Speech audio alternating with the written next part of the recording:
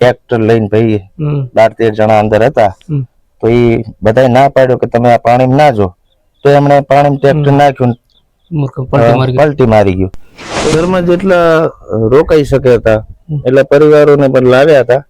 બાકી કરિયાણાની કીટો છે, ગાયને ઘાસચારો છે, એવું બધું અમે ટીમ દ્વારા બધું જેટલું થઈ શકતું હતું અમારાથી એટલું કર્યું છે. અને તમારા ઘરમાં કેટલા લોકોએ સહારો લીધો? અમારા ઘરમાં 25-26 જણા. 25 થી 26 લોકો.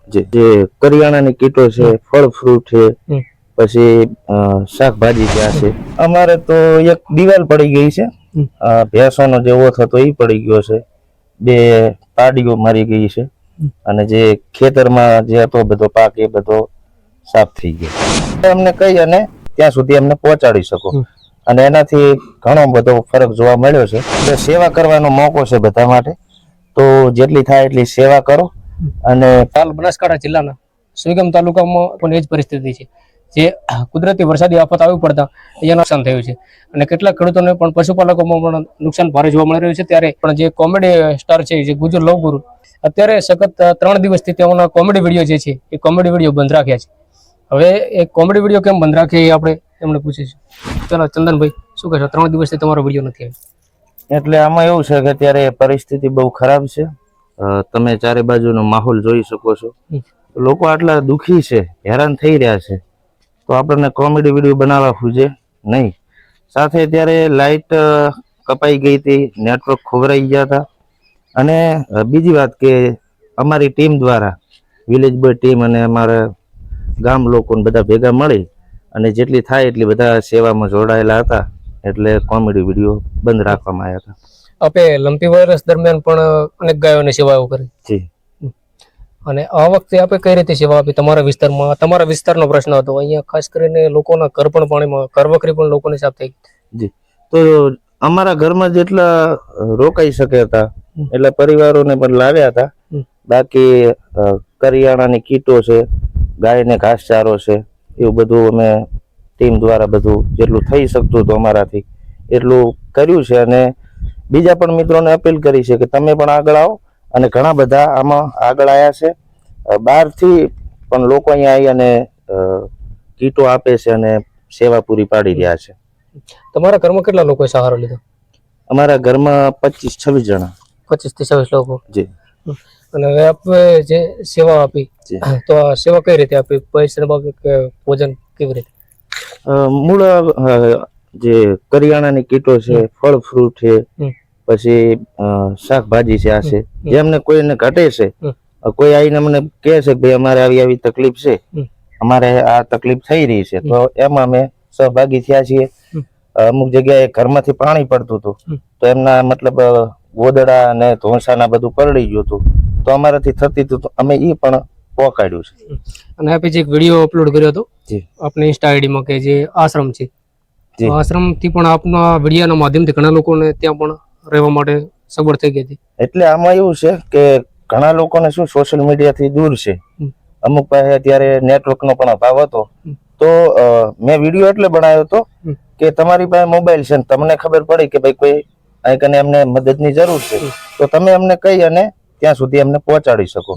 અને એનાથી ઘણો બધો ફરક જોવા મળ્યો છે. તો સાથ સહકાર જેમને જેમને આપ્યો એમનો તો દિલથી આભાર વ્યક્ત કરીએ.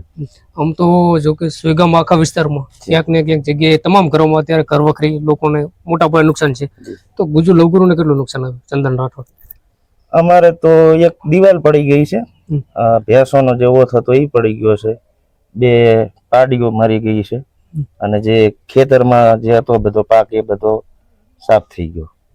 એટલે મૂળ 2-2.5 લાખ જેવું તો ગણી લો. કાલે પણ આપ પાણીમાં જઈ આપની ટીમ સાથે સેવાની કામગીરી કરી રહ્યા હતા. જી. તો એટલે આપણાથી થતું હોય એ આપણે કરી શકીએ.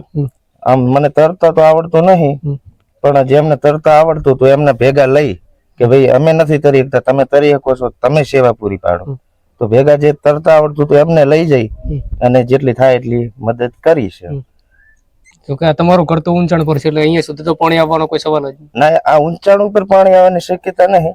જ્યાં નીચેના બધા વિસ્તારો છે એ બાજુ પાણી આવ્યું છે. પછી આ તમે જે રોડ વાળી સાઈડ જોઈ ત્યાં પણ ખૂબ પાણી છે. તમારા ગામમાંથી એવો કોઈ મદદ માટેનો ફોન આવ્યો વરસાદી વાતાવરણ વચ્ચે? મદદ માટે તો ફોન તો બધાના બંધ થઈ ગયા હતા, નેટવર્ક સંપૂર્ણ જતું રહ્યું હતું. તો એકબીજાના માધ્યમથી ખબર પડતી હતી કે અહીંયા અમને આ તકલીફ છે, તો દોડીને બધા જે થતી હતી એ બધા મદદ કરી છે.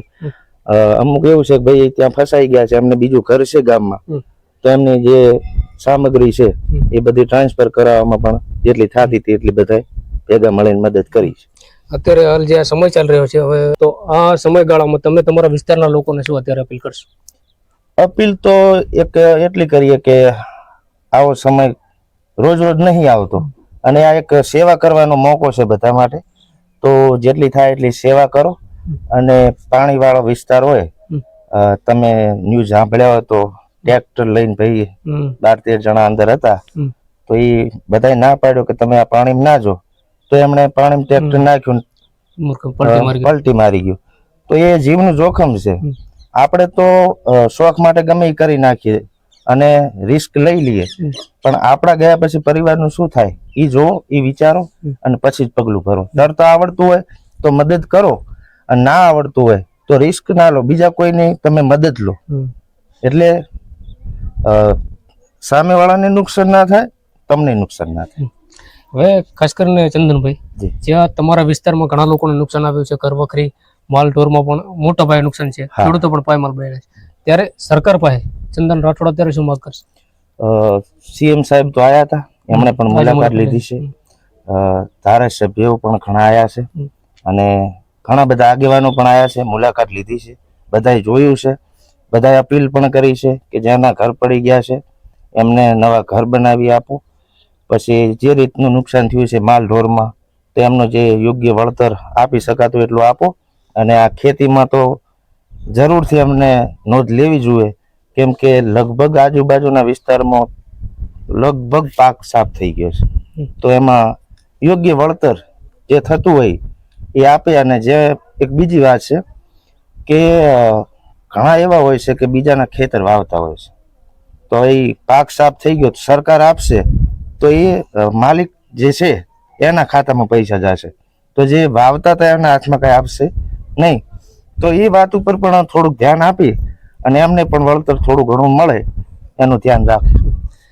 તે ચોક્કસથી તો હતા ગુજર લવગુરુ ચંદન રાઠોડ, અને જેઓ અત્યારે જણાવી રહ્યા છે કે જે સુઈગામ વિસ્તારમાં તેઓએ પણ અનેક વાર અહીંયા સેવા આપી ચૂક્યા છે. જેમ કે લંપી વાયરસ ચાલતો તે દરમિયાન પણ અનેક ગાયોની તેઓએ સેવા કરી અને અનેક ગાયોના જીવ બચાવ્યા છે. ત્યારે જે હાલ વરસાદી કુદરતી જે આફત આવી પડી છે, આ આફતમાં પણ અત્યારે તેઓ 25 થી 30 તેમની કેપેસિટી પ્રમાણે તેઓએ લોકોને સહારો આપ્યો છે, અને તેઓ પણ અત્યારે પાણીમાં પણ અત્યારે કુંટરસામાં પાણીમાં પણ તેઓ સેવા આપતાનો એક વિડીયો પણ વાયરલ થયો હતો. ત્યારે ગુજર લવગુરુ પણ માગ કરી રહ્યા છે કે તેમના વિસ્તારમાં જે નુકસાન થયું છે, આ નુકસાનની વહેલી તકે સર્વે કરી અને તેનું તાત્કાલિક ધોરણે વળતર ચૂકવવામાં આવે તેવી ચંદન રાઠોડ પણ માગ કરી રહ્યા છે. નમસ્કાર.